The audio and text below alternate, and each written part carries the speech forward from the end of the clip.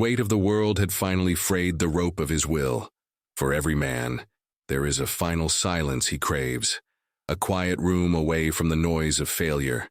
And when he stepped into the cavernous dark of his barn to find it, he found not an ending, but a prayer whispered in the shadows. Before we get into this tale, let us know in the comments, where are you watching from, and subscribe if you want more content like this one. The wood of the barn door groaned under the pressure of his hand, a sound like a tired old man settling into his bones for the last time. Arthur felt the same weariness in his own marrow. The air inside was thick, layered with the ghosts of seasons past, the sweet decay of hay from a dozen forgotten summers, the sharp tang of oil from machinery long since seized, and the dry, mineral scent of the packed earth floor. Dust motes danced in the slivers of afternoon light that pierced the gloom through cracks in the wall, each one a tiny mocking star in his private universe of despair. In his left hand, he carried the rope. It was thick and coarse, a working rope meant for pulling stumps or hoisting engines, but he had found a new purpose for it. Its weight was a comfort, a solid, tangible thing in a life that had become a cascade of abstractions: debt, foreclosure, loss. The bank's letter, folded and refolded in his pocket, felt sharper than any knife. It spoke of final notices and legal actions, words as cold and impersonal as the banker who had refused to even look him in the eye. The land, his father's land, and his father's before him, was bleeding out from under him, and he was the one who had failed to staunch the wound. He walked past the empty stalls, their doors hanging ajar like open mouths in a silent scream. He remembered when they were filled with the warm, breathing bodies of cattle, their soft, lowing a gentle rhythm to his days. He remembered the smell of his wife, Eleanor, her hair smelling of sunshine and soil as she'd lean against him in this very barn, talking about the future. The future. What a cruel joke that word had become. It was a barren field, fallow and salted with regret. Every shadow seemed to hold a memory, every echo a judgment. He saw his father's disappointed face in the gnarled grain of a support beam, heard his wife's fading laughter in the rustle of a mouse in the rafters. The barn wasn't just a building, it was a mausoleum of his own making, a monument to every wrong turn and every failed harvest. He stopped in the center, directly beneath the highest crossbeam. The light from a high window fell in a perfect, solemn column, like a spotlight on a stage. His stage, for his final act. He looked up, his eyes tracing the rough-hewn surface of the beam. It was strong, reliable. It had held the weight of this barn for 100 years. It would hold his. With a grunt, he threw one end of the rope over the beam. It landed on the other side with a soft thud, the sound swallowed by the immense, oppressive silence. He began to fashion the knot, his hands moving with a practiced, detached efficiency he hadn't felt in years. It was the only thing left that he could control, the only task he had the strength left to complete. The world outside, the failing crops, the accusing eyes of the town, all of it began to recede, fading into a dull, distant hum. There was only the rope, the beam, and the final, quiet peace that awaited him. He finished the knot, pulled it tight, and let the noose hang before him, a perfect waiting circle. And it was in that moment, as he reached for the wooden crate he would stand on, that the silence was broken. It wasn't loud. It was a sound so small, so out of place, that he almost thought he'd imagined it. A tiny, choked sob, followed by a woman's hushed whisper. "Hush now, little one. Be still."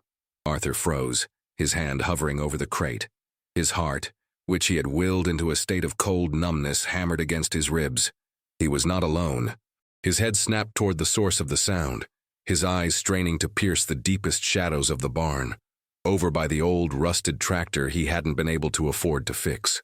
For a moment, there was nothing but the familiar shapes of disuse and decay. Then a flicker of movement, a small shape shifting behind a larger one. His confusion curdled into a raw, territorial anger. This was his space, his final private sanctuary. An invasion of this magnitude felt like a desecration, a violation of the last sacred thing he had left. "Who's there?" His voice was a rasp, torn from a throat tight with a cocktail of shock and fury. "Show yourself." The whisper came again, closer this time, and then a woman's form began to resolve itself from the gloom. She rose slowly as if her joints were made of glass, her movements careful and deliberate. Behind her, 4 smaller figures huddled together, their wide, frightened eyes gleaming in the dim light like those of cornered animals. Arthur didn't recognize her at first. Not really. He'd only seen her from a distance in town, the subject of venomous whispers and sideways glances. The widow, the one they called the Black Widow, who had buried her husband just a few months back and moved into the old Miller place on the edge of town. He saw a woman, gaunt and weary, her face smudged with dirt and etched with lines of worry that had no business being on someone so young. Her dress was worn thin, and she clutched a threadbare shawl around her shoulders as if it were a shield. "What are you doing in my barn?" he demanded, his voice low and dangerous. He took a step forward, the floorboards creaking under his weight, and the children flinched as one. The woman, Alara, put a protective arm out, shielding them. She did not answer immediately. Her gaze flickered from his face, past him, up to the crossbeam, to the rope. Her eyes, dark and deep, widened for a fraction of a second, a flicker of understanding, of horror, passing through them before she masked it. The air grew thick with what was unsaid. The purpose of the rope hung between them, a third presence in the barn, more menacing than his anger, more desperate than her trespass. We had nowhere else to go," she finally said, her voice quiet but clear, carrying a resonance of exhaustion that went beyond a single day's hardship. It was the sound of a soul worn smooth by a relentless tide. Arthur's mind, already a battlefield of his own demons, now had to contend with this woman, these children.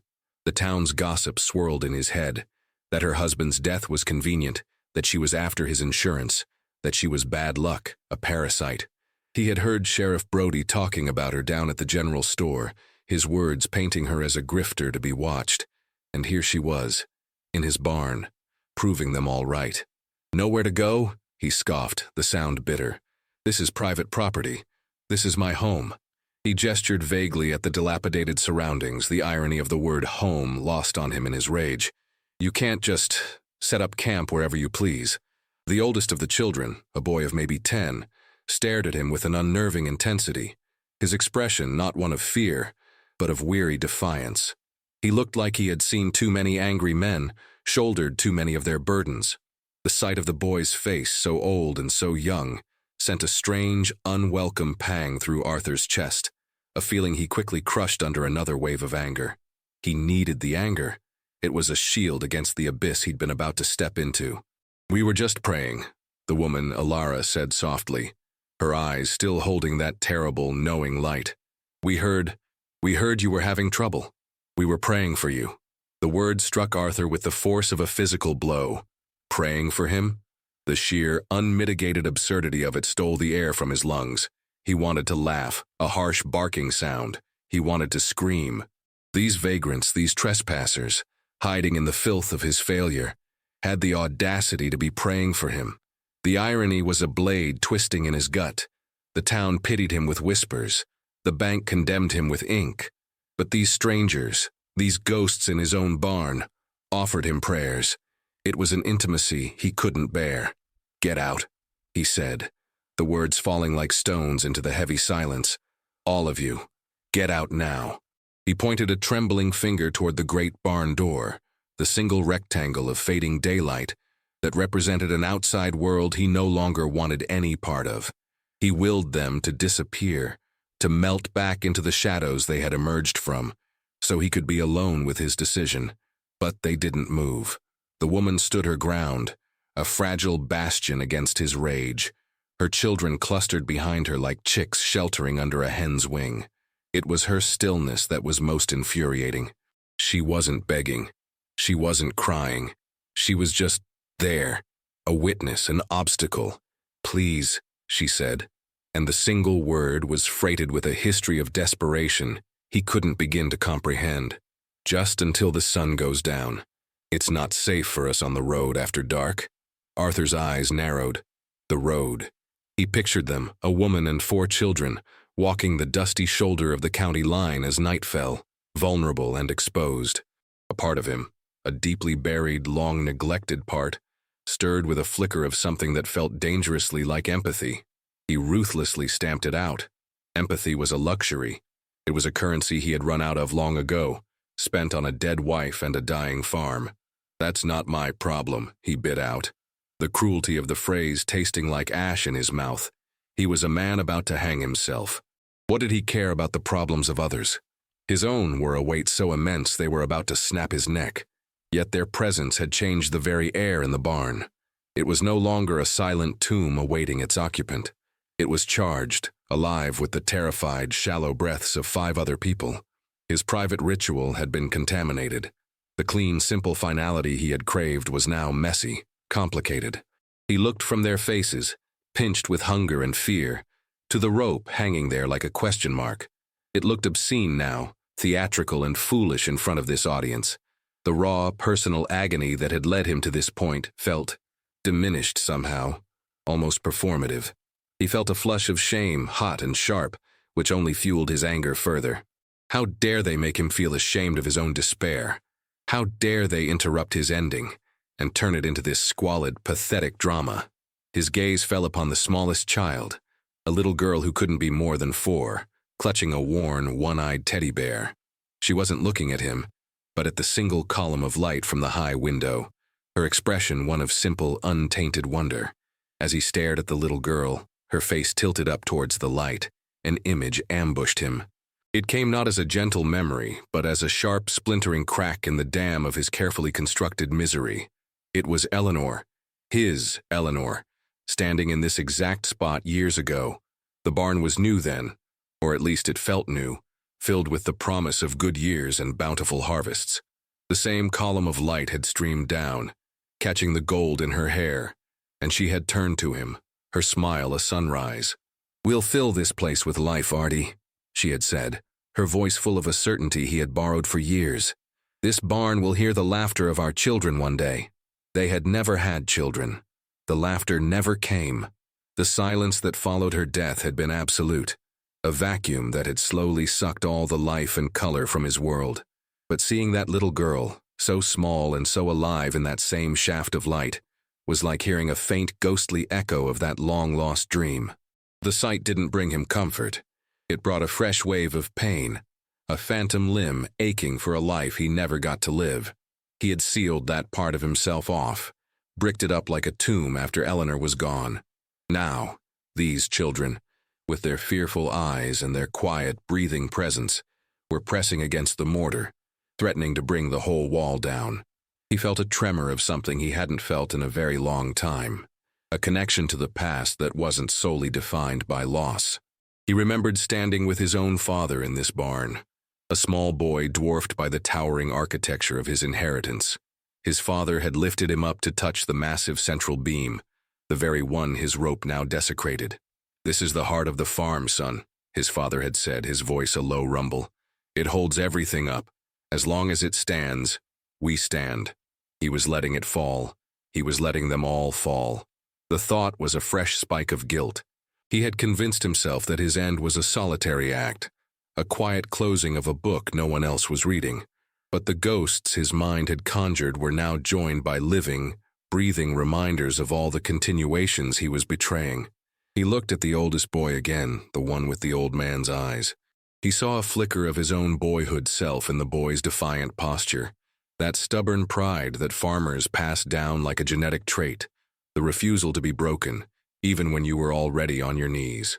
What had happened to that boy in him? When had the pride curdled into this brittle, hollow thing? "We won't be any trouble?" The woman's voice cut through his reverie, pulling him back to the tense present. "I promise. We'll be gone by morning. Gone by morning." The phrase echoed in the space where his own plans had been. He had intended to be gone by morning, too. The thought created a strange, surreal kinship. They were all just trying to make it through the night. The anger hadn't vanished, but it was being diluted by this unwelcome flood of memory and emotion. It was like trying to keep a fire going in a downpour. The cold, hard certainty of his purpose was softening at the edges, becoming porous. He didn't want this. He wanted the clean, simple narrative of a man broken by the world. He did not want to be a character in someone else's story of survival, especially not when he had already written his own tragic ending.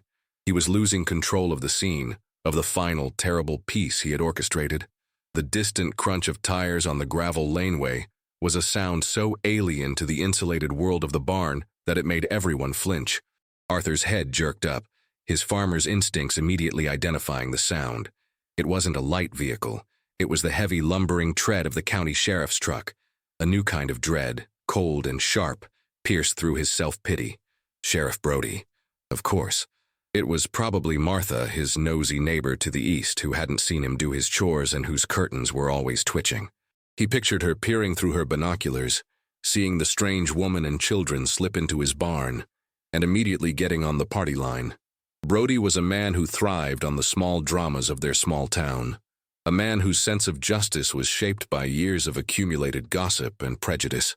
Arthur felt a sudden, bizarrely protective instinct. It wasn't for the woman, not really. It was a reflexive defiance against the outside world intruding on his property, on his misery. "Stay back," he hissed at Alara, his voice a low command. "Don't make a sound." He saw the terror flare in her eyes, a deeper fear than the one he himself had inspired. She quickly gathered her children, pulling them further into the enveloping darkness behind the tractor, trying to make them disappear. Arthur moved toward the main door, his body a wall between his unwanted guests and the approaching law. The rope, his terrible purpose, was for the moment forgotten, replaced by a more immediate and public threat. The truck door slammed shut, and Brody's heavy footsteps followed. The sheriff didn't bother to knock. He slid the heavy barn door open just enough to squeeze his considerable frame through, bringing with him the scent of cheap coffee and self-importance. His eyes, small and shrewd, took a moment to adjust to the gloom. "Arthur," he said, his tone a practiced blend of concern and suspicion. "Martha Henderson called. Said she saw some vagrants sneaking onto your property. Everything all right in here?" Brody's gaze swept the barn, lingering on the disarray, the symbols of Arthur's failure. His eyes were like a banker's taking inventory of a defaulted asset. Then, his gaze found the rope. It stopped, and a new expression flickered across his face. Not sympathy, but a kind of morbid, professional interest. He looked from the noose to Arthur's face, a silent, damning question passing between them. Arthur's shame burned. To be found out like this, by this man, was a humiliation worse than any foreclosure notice. "I'm fine, Brody," Arthur said, his voice tight. "Just cleaning up." The lie was pathetic, and they both knew it. Brody's eyes narrowed, his suspicion shifting. He took a slow step further into the barn. Martha was pretty specific. Said she saw a woman, the new one, the widow, and a whole gaggle of kids. He let the word widow hang in the air, loaded with all the town's unsavory implications. He was fishing, enjoying the power of it. At that moment, one of the younger children, hidden in the shadows, let out a small, terrified whimper. It was barely a sound, but in the charged silence of the barn, it was a gunshot. Brody's head whipped around. "What was that?" he demanded, his hand dropping instinctively to the butt of his holstered pistol. The movement was pure theater, but it was effective. Arthur felt a surge of cold fury. This was his barn, his land, his despair, and Brody had turned it into a cheap stage for his own authority. "It's a cat," Arthur said, the lie coming faster this time. "Stray had a litter in here last month. You're scaring them."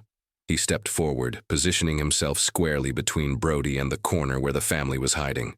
It was a deliberate, challenging move. He was no longer just a broken man, he was a shield. Why, he didn't know. Maybe it was the memory of his father's words. "As long as it stands, we stand." Maybe it was just the last flicker of a man's pride in his own domain. Brody stared at him, a long, calculating look. He wasn't a fool, he knew something was off. But he also knew Arthur, knew his pride, his stubbornness. Pushing a man like Arthur too far, especially when he looked the way he did now, wild-eyed and standing under a noose, was a risk. "All right, Arthur," Brody said slowly, backing down but not conceding. "You know the law. No harboring fugitives or squatters. Especially that one. She's trouble." He jerked his head in the general direction of the Miller place. "You see her, you call me. You hear?" "I know the law," Arthur said, his voice flat. Brody gave the rope one last long look, then turned and squeezed back out the door, pulling it shut behind him. The sound of his truck starting up and driving away was a release. a slow exhale of tension. The immediate danger had passed, leaving behind a new and complicated reality. The silence that descended after the sheriff's truck faded into the distance was different from the one that had preceded it. It was no longer the empty, personal silence of despair, nor the tense, fearful silence of the confrontation. It was a shared silence, a fragile space created by a common threat averted. Arthur stood for a long moment, his back to the family, listening to the frantic beating of his own heart. He had lied to the law. He, Arthur Kane, a man who had never so much as contested a parking ticket, had stood in his own barn and lied to the face of the county sheriff to protect a woman he didn't know and her children. The absurdity of his own actions washed over him. He had been minutes away from ending his life, and now he was caught in a conspiracy of kindness he hadn't even chosen. He turned around slowly. Elara had emerged from the shadows, her children still peeking out from behind her. Her face, illuminated by the dusty light, was a canvas of conflicting emotions: relief, gratitude, and a profound, bone-deep weariness. "Thank you," she whispered. The words were simple, but they landed with the weight of everything he had just done. Arthur didn't know how to respond. A gruff, "You're welcome," felt wrong. A dismissal like, "Get out," felt impossible now. He had crossed a line. By shielding them, he had inadvertently bound himself to them, at least for this one night. He just grunted, a non-committal sound that was a hallmark of his emotional vocabulary, and turned away. He walked over to the old water pump in the corner, its iron handle cold and rusted. With a series of short, sharp movements, he began to prime it. The pump groaned and coughed, protesting its long disuse before finally spitting out a trickle of rusty water, then a steady, clear stream. He filled a tin cup, the one he always kept there for himself, and walked back toward them.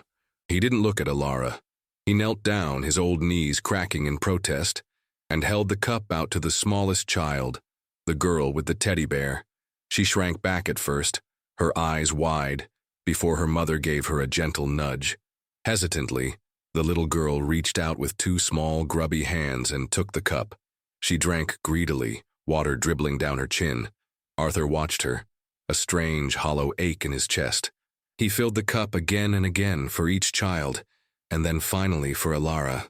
She took it from him, her fingers brushing his, and the brief contact was like a small electric shock. It was the first human touch he had felt in what felt like a lifetime that wasn't transactional or clinical. It was just contact. He retreated to the other side of the barn, putting a safe distance between them, and sank down onto an overturned bucket, his back against the rough wood of a stall. He needed to think, but his mind was a storm. The clean edge of his despair had been blunted, muddied. The rope still hung from the rafter, a silent, patient observer of this strange tableau. It looked different now, less like a solution and more like a relic from a different man's life, a man who had existed only an hour ago. He watched as Elara settled her children onto a pile of old, clean hay in the corner, murmuring to them in low, soothing tones. She unwrapped a small bundle and produced a single, slightly stale loaf of bread, which she broke into 5 impossibly small pieces. She gave 4 of the pieces to her children and was about to eat the last, smallest piece herself when she paused. She looked over at him, her gaze direct and unflinching. She held the piece of bread out to him, an offering. Arthur shook his head, a sharp, curt gesture. But the offer, the simple, profound generosity of a starving woman sharing her last crust, chipped away another piece of his hardened shell. A low rumble started in the west, a deep-throated growl that vibrated through the soles of Arthur's worn boots. He knew that sound. It wasn't the gentle precursor to a summer shower. It was the warning shot of a prairie thunderstorm, the kind that could tear limbs from trees and turn dusty fields into churning seas of mud. The light in the barn began to fail, the slivers of sun through the cracks disappearing as the sky outside bruised to a dark, angry purple. The wind began to pick up, whistling through the gaps in the barn siding, a mournful, keening sound that seemed to amplify the tension within. The children, who had been settled into a fragile, exhausted quiet, began to stir. The youngest girl started to cry, a thin, fretful sound that quickly escalated as the first crack of thunder split the sky directly overhead. The sound was deafening inside the barn, a cannon shot that made the very timbers shudder. The girl's cry turned into a full-blown wail of terror. Alara rushed to her, pulling her into her arms, rocking her, whispering reassurances that were swallowed by the rising fury of the storm. Rain began to lash against the tin roof, a frantic, drumming roar that made conversation impossible. It was a solid wall of sound, isolating them completely from the outside world, trapping them in this small, dim pocket of existence. Arthur watched, a reluctant spectator to the maternal drama. He saw the mother's desperation, her inability to soothe a fear that was primal and overwhelming. Another bolt of lightning struck nearby, and the barn was illuminated in a stark, instantaneous flash of white. In that split second, he saw every detail with painful clarity. The raw terror on the little girl's face, Alara's look of helpless anguish, and the other children huddled together, their faces pale and frightened. The ensuing thunder was a violent explosion that shook the ground. The little girl shrieked, burying her face in her mother's shoulder. Something in Arthur shifted. It wasn't a conscious decision. It was an impulse, an instinct he thought had died with Eleanor.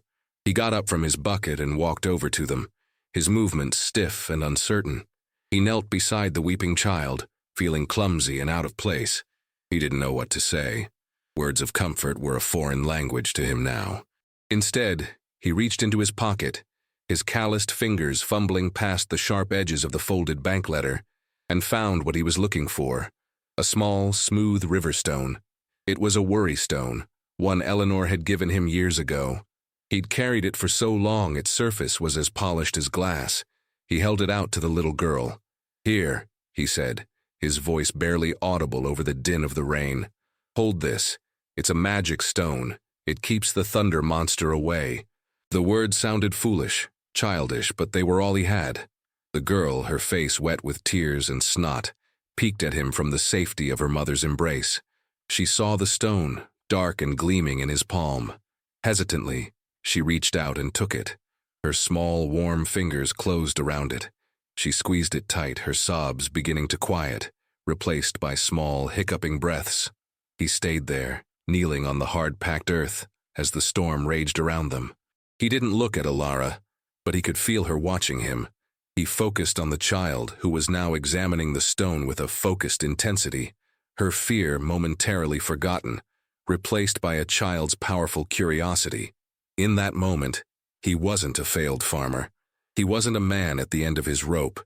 He was just a man on his knees in the dirt, offering a small, smooth stone to a frightened child in a storm. And for the first time in a very, very long time, he felt something other than the crushing weight of his own emptiness. It was a fragile, unfamiliar feeling, but it was there. It was purpose. The storm, as violent as it was, eventually exhausted itself. The frantic drumming on the tin roof softened to a gentle patter, then to a whisper, and finally, to a profound and dripping silence. The world outside smelled clean, washed new. Inside the barn, the air felt clearer, as if the thunder had shaken some of the dust loose and the rain had settled it. The children, lulled by the storm's recession and their own exhaustion, had finally fallen asleep, huddled together on the hay like a litter of puppies. The little girl still clutched the river stone in her fist. In the quiet aftermath, a different kind of intimacy settled over the two adults. They sat in the near darkness, separated by a few feet of space but enclosed in a shared experience. Arthur found his gaze drifting upward again, to the rope.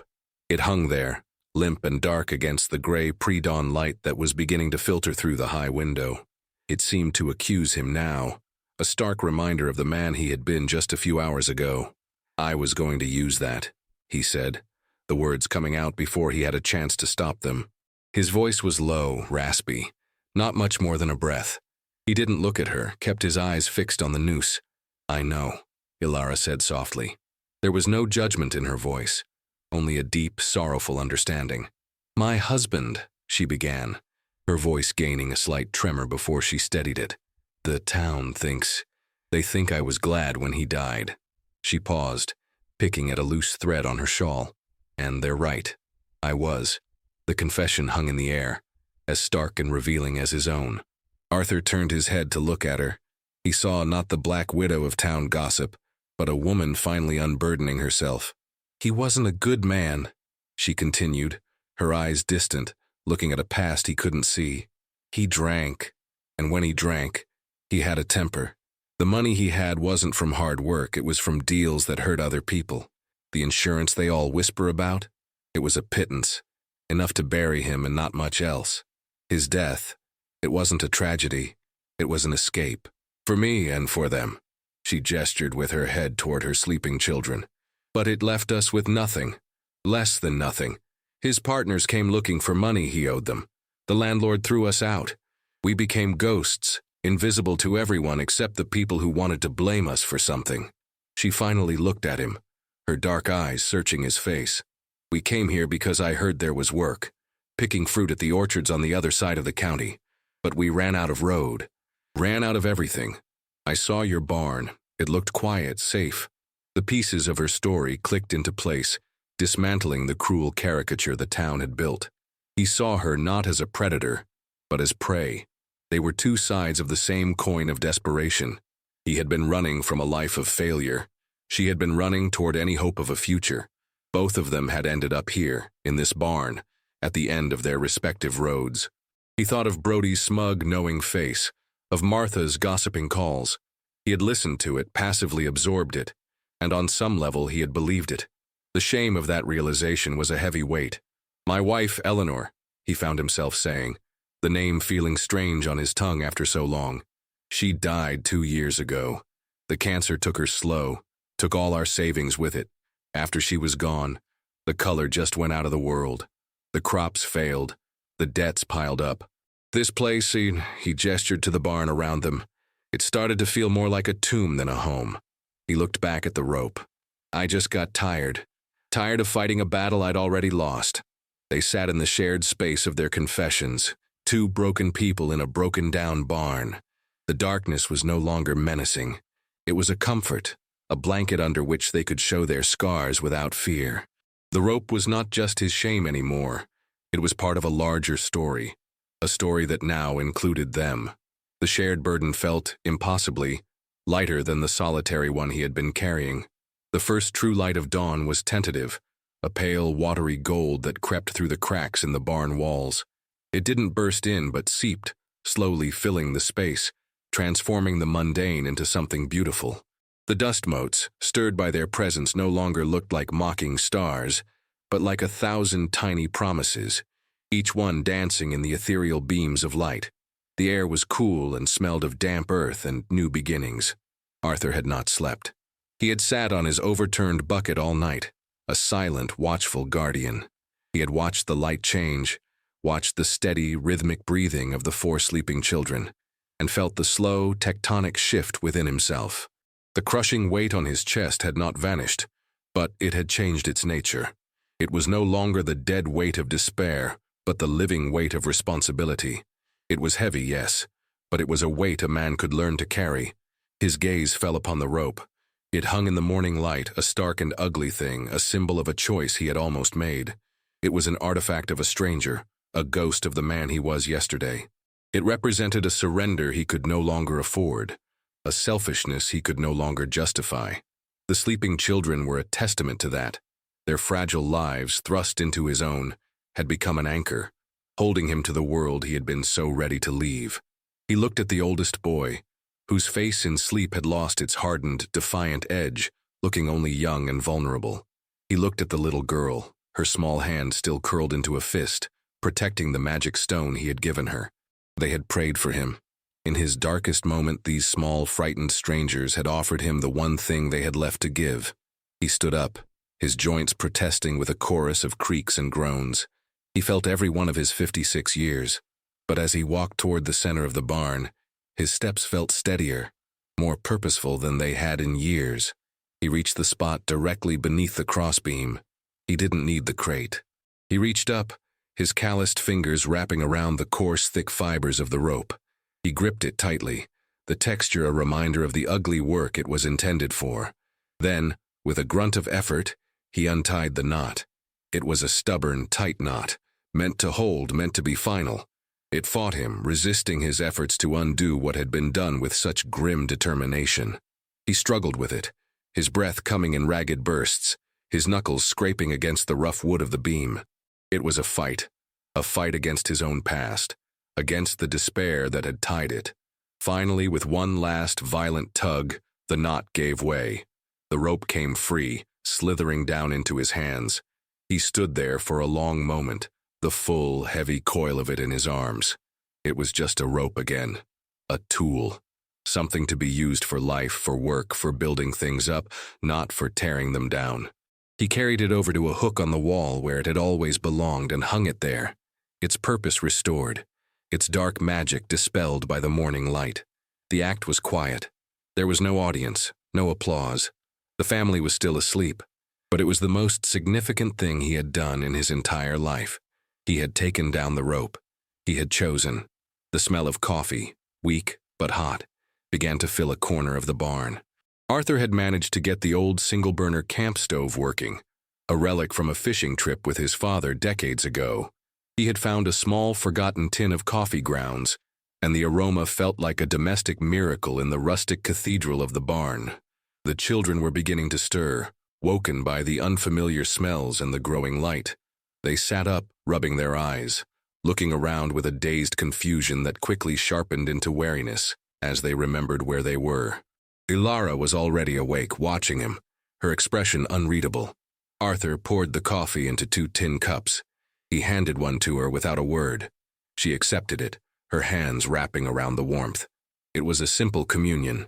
He had so little to offer, but he offered it anyway. He found a half-full box of crackers in his truck's glove box, stale but edible, and set them on a clean plank between them. It was a meager breakfast, but as the children began to eat, their initial fear giving way to the more pressing demands of hunger, the barn felt less like a shelter and more like a home. It was filled with the small sounds of life, the crunch of crackers, the soft murmurs of the children, the sip of hot coffee. The future was a vast, uncharted territory. The bank's letter was still in his pocket. The town's judgment was still waiting for them just beyond the barn door. Brody would be watching. Martha would be whispering. The challenges that had driven him to the rope had not magically disappeared. The farm was still failing, the debts were still real, and now he had 5 more mouths to consider. It was an impossible situation, but as he looked at the scene before him, it no longer felt hopeless. The suffocating solitude that had been his poison was gone, replaced by a shared, daunting reality. He wasn't alone in his struggle anymore. Later that morning, as the sun climbed higher, casting long, warm shadows across the barn floor, the oldest boy, whose name he learned was Leo, approached him. The boy pointed to the rusted chain on the old tractor's plow lift. "Is that broken?" he asked, his voice quiet but direct. Arthur looked at the chain, then at the boy's curious, intelligent face. He saw that same flicker of his younger self, the innate need to understand how things worked, how to fix what was broken. "Yeah," Arthur said. Seized up solid. He had given up on it as he had given up on everything else. "I can fix it," Leo said, a statement of fact, not a boast. Arthur looked at the boy, then at the tractor. A long, dormant spark ignited within him. The instinct to teach, to pass something on. "All right," Arthur said, a slow smile touching his lips for the first time in what felt like an eternity. "Let's see what you've got. Go fetch that can of penetrating oil from the workbench." The boy's face lit up and he hurried off. Arthur watched him go, then turned his gaze to the rest of the small, improbable family that had taken root in his life. The rope hung coiled on the wall, a silent testament to the journey of the last 12 hours. The barn was no longer a tomb, it was a workshop, and there was so much work to be done.